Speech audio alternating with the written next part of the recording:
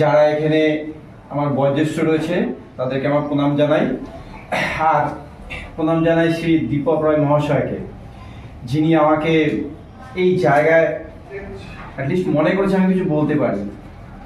কেননা যেখানে শান্তদা আছে, দীপক স্যার আছে, আমি মনে করি যে একটা দীপক যখন জ্বলছে, প্রদীপ জ্বলছে শান্তভাবে, তাকে নেভানোর কারো ক্ষমতা নেই না। আমাদের এই রাষ্ট্রীয় প্রসারের যেরকম দীপক স্যার আমাদের মাথা, যিনি আমাদের বটগাছ, যেমন নেতাজি যুদ্ধ করে আমাদের দেশটাকে স্বাধীন করতে জয়লাভ করেছে, সেমনিভাবে শ্রী দীপক রায় মহাশয় এই রাষ্ট্রীয় প্রসারটাকে যুদ্ধ করে জয়লাভ করে এটাকে এই জায়গায় নিয়ে এসছে যেখানে আজকে রাষ্ট্রীয় প্রসার বাংলাটাকে পর্যন্ত উনি স্থাপনা করতে পেরেছে। তার জন্য অসংখ্য ধন্যবাদ।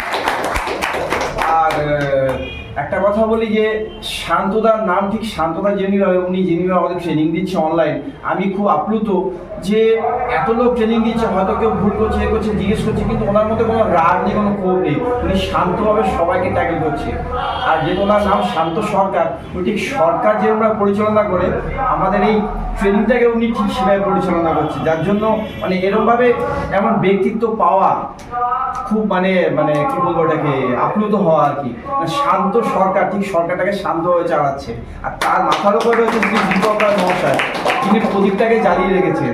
আমি আশা করব যে আমি তো মানে এখানে ট্রেনিংয়েই আছি, শান্তদার আন্ডারে ট্রেনিংয়ে আছি, উনি আমার থেকে বয়স ছোট হলেও সেটা সম্মান জানাই, কারণ উনি আমার স্যার, উনি ট্রেনিং দিচ্ছে, সেই জন্য ওনাকে আমি শান্তদা বলে আমি ওনাকে সম্মান জানাই। আর প্রথম দিন যখন দীপক স্যারের সঙ্গে আমার দেখা হয়েছিল, তখন আমি জানি না যে স্যার কেমন হবে না হবে, কিন্তু যখন ওনার সঙ্গে কথা বললাম, সত্যি কথা যে উনি একটা ভদ্রলোক, প্রকৃত ভদ্রলোক, এবং একটি ভদ্রলোকের পুত্র সেটা বোঝা গেছে ওনার ব্যবহারে, ওনার কথাতে।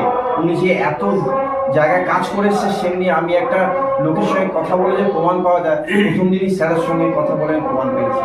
তার জন্য ওনাকে আমি অসংখ্য ধন্যবাদ জানাই যে 9 মাস বাদে যে রাষ্ট্রীয় প্রসার মানে প্রস্তাবনা হয়েছে, এরকম আস্তে আস্তে 9টা বছর আমরা দেখতে পাবো যে আমাদের রাষ্ট্রীয় প্রসারটা কোন জায়গায় গেছে, এবং দীপক মহাশয় আর শান্তদা এবং আমরা যারা আছি, আমরা যারা সৈন্যভাবে কাজ করব, তারা যাতে আমরা এটাকে আরও বড় করে নিয়ে যেতে পারি। যেমনি টিভি চ্যানেলে আমরা জি বাংলা, এবিপি আনন্দ, আর বাংলাকে দেখতে পারি, আমারও ইচ্ছা কি আমি যেখানে যুক্ত হচ্ছি যে সংস্থার সঙ্গে, সেই সংস্থা যাতে আরও বড় হয়, যাতে আমাদের আরও নাম হয়, আর রাষ্ট্রীয় প্রসার যাতে পুরো দুনিয়াতে জানতে পারে যে হ্যাঁ রাষ্ট্রীয় প্রসার নামে একটা চ্যানেল আছে, এটা সবাই দেখছে।